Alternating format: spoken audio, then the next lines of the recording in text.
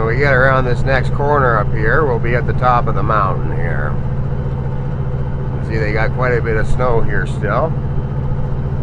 And it's important when you get to the top of these mountains that you respect the downhill climb there, because that's the real killer here in the mountains. Is guys don't respect that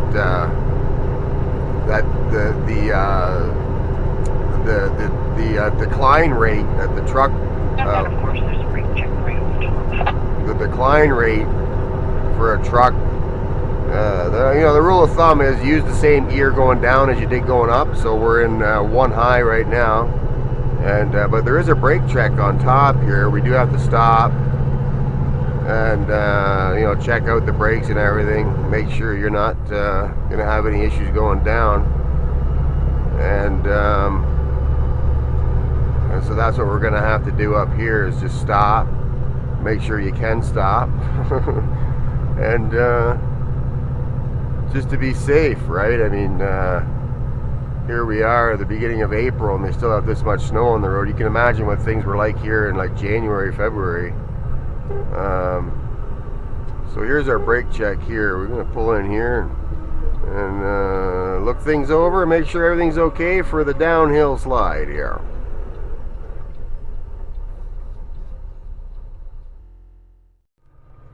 So basically we're going down, it's an 8% grade and it's a long one, and so basically we're just using the same gear going down as we did going up.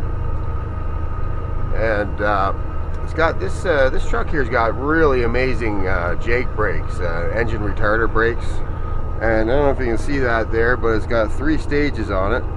I've got it in the center stage now, low, medium, and high. I've got it on the medium stage right now, these buttons here. And the medium stage seems to be holding it pretty good. But if it does wanna try and get away on me, I can just put it on the high stage, and that really slows it down.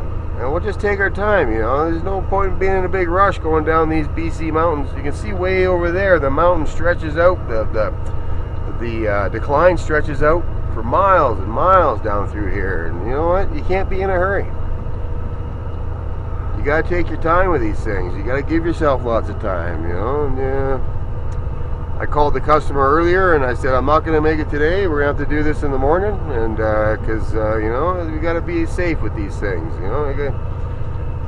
There's other people out here that want to get home, and I want to get home, and I want to deliver this load in one piece. I don't want to end up off the ravine down there, as you can see. So, I mean, this is serious business trucking out here in BC, and you got to take it seriously, right? It is beautiful out here, though. I'll give them that. It is beautiful out here. And if you just take it easy going down the mountains, you can appreciate the scenery instead of being all tensed up behind the wheel, wondering if you're going to make it down at the bottom alive.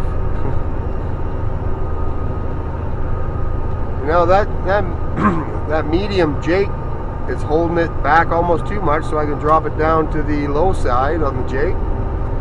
And see, it just sped up on me there, so I got to bring it back down to the medium side. And that seems to be holding it really well. Yeah. Cummins is this truck's got a 485 Cummins with 1850 torque, and these new engines, I mean, they've done a really good job with these. I'll tell you what.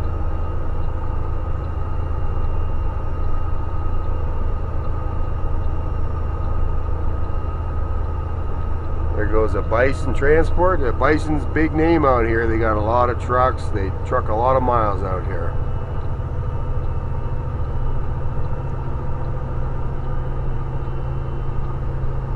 See all the mountains. We're in the BC interior now. You can see all the mountains down there. It's just beautiful. It's just beautiful. See, now we're speeding up. So I just hit it up to the top Jake setting, and now we're slowing down. Now I drop it down to the medium Jake setting, and you know what? I'm not even touching the brakes. My foot's not on the brake pedal.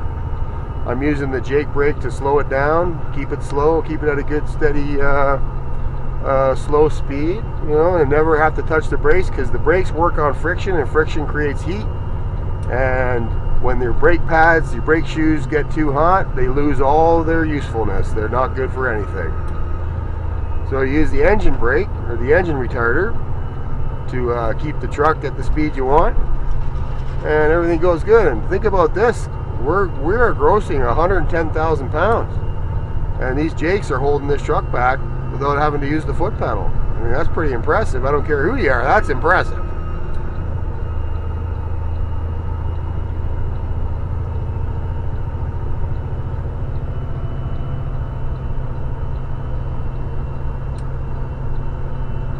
And you just keep toggling this switch here back and forth as you need it. I got my 4-ways on too, just to let people know that there's a slow truck up here, but yeah, things are going pretty well here. This is the Kootenai Pass, by the way. We just went on top of the Kootenai Pass peak there, checked our brakes. We got a long way to go down, as you can see. You wouldn't want to fall off the edge there, boy.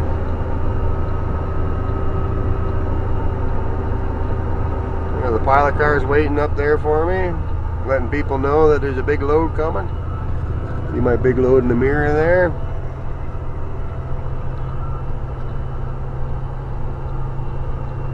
And we'll just hold this rate of descent all the way to the bottom. All the way to the bottom. You never have to touch the brakes. It's holding about 1700 RPM, give or take. Every time it speeds up to 1800, you just toggle it up another notch and it backs it down to 1600, and put it in the medium setting again. Keep it there for a while. This is how Jake brakes work.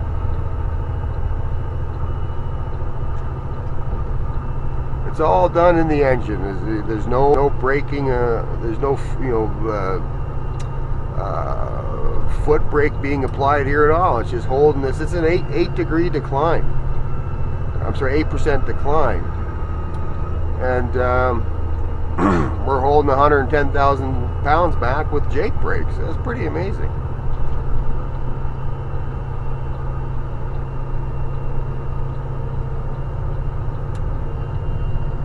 Pretty amazing. Just keep toggling it back and forth as you need it.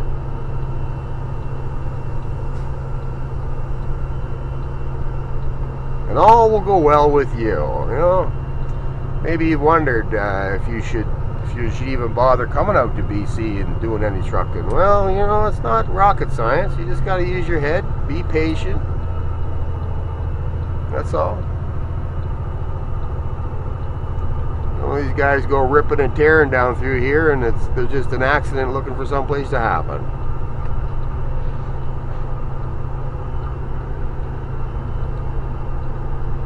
But if you're not patient, if you're in a hurry and you don't know what you're doing, you're not thinking about things properly, these mountains are very unforgiving, very unforgiving.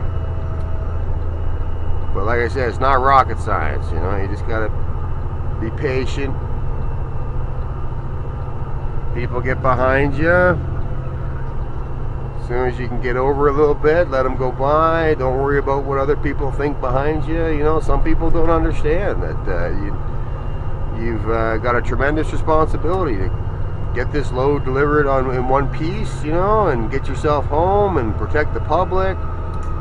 You know, a lot of people don't know that about escorts, but it's not their job to protect you or the load. It's the escort, it's the pilot car's job to protect the public and property from you, the truck driver. From me, I should say. It's not that pilot car's job to protect me. It's the pilot car's job to protect the public and property from me. That's their job. I guess that snow just fell down off the rocks on that next corner there. It's like you're getting around, you might want to swing to the other lane, and you're there to do so. Okay. Looks like we just had a little mini avalanche here.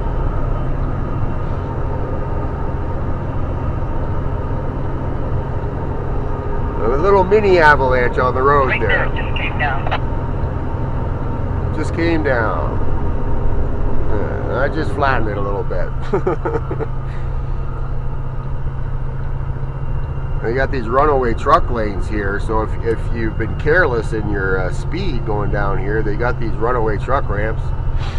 You can steer your truck. If it's gotten away on you, you can steer it into that runaway truck lane, and that runaway truck lane will slow you down. Usually they pile a bunch of sand or gravel, and it's loosely piled in there so that it'll bog you down and just bring you to a stop. You don't ever want to end up in one of those, by the way, because I've seen guys go in there and it costs a fortune to get out because you got to get a tow truck. There it is there. You can see that white strip up there. That's the runaway truck lane there. So if your truck's gotten away on you, you've lost all your brakes, you've been using your foot pedal all the way down here instead of your Jake brakes, you've been going way too fast, your truck's gotten away on you, you got no more brakes, they want you to put it up into that white strip there. That's the runaway truck lane. And you can see how it's got a tremendous uphill incline there. That will slow you down, and that'll stop you. That's what those are for.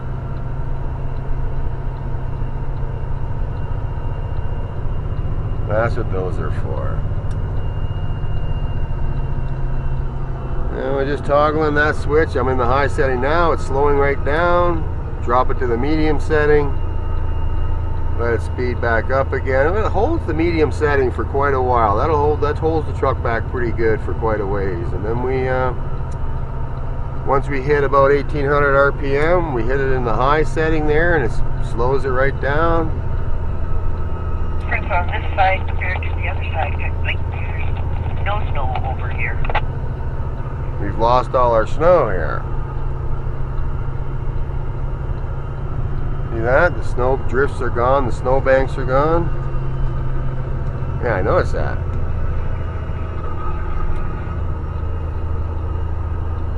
They put that chicken wire there to keep the rocks in place in some spots, I noticed. Must have been issues in the past. Now we still got a long ways to go to the bottom here. We can't get impatient. The truck still wants to, if the truck has its way, gravity will just pull it down there at 200 miles an hour, and it'll be nothing but parts at the bottom. You got to control things. You can't let gravity take control, because gravity doesn't care about you. It doesn't care about anything. It's just a force. It's always trying to pull everything down, down, down, down.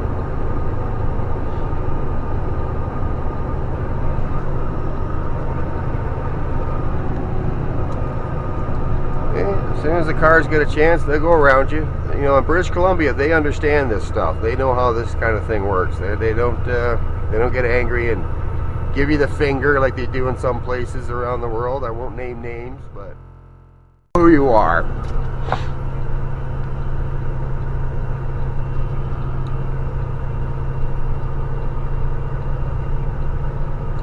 You know who you are. Goes another one. They just do what they gotta do. They don't pass judgment on us for taking it easy and taking it slow. There goes another one.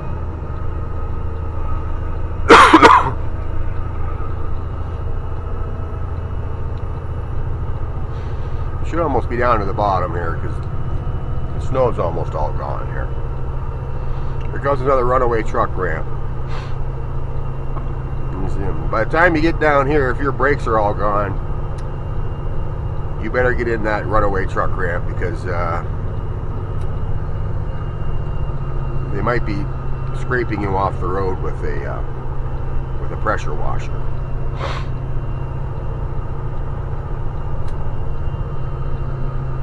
And everybody hurts, you know. Your family hurts, the customers hurt, the trucking companies hurt. Everybody hurts when drivers don't take these kinds of things seriously.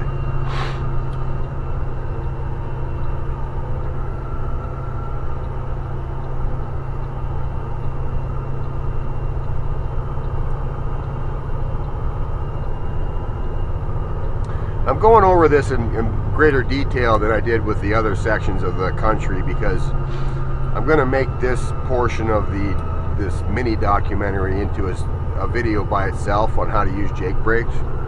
This is a 3-stage Jake brake here, and I've been using the highest stage and the middle stage to run down this mountain. Sometimes you just need the lowest stage and the middle stage, depending on the decline.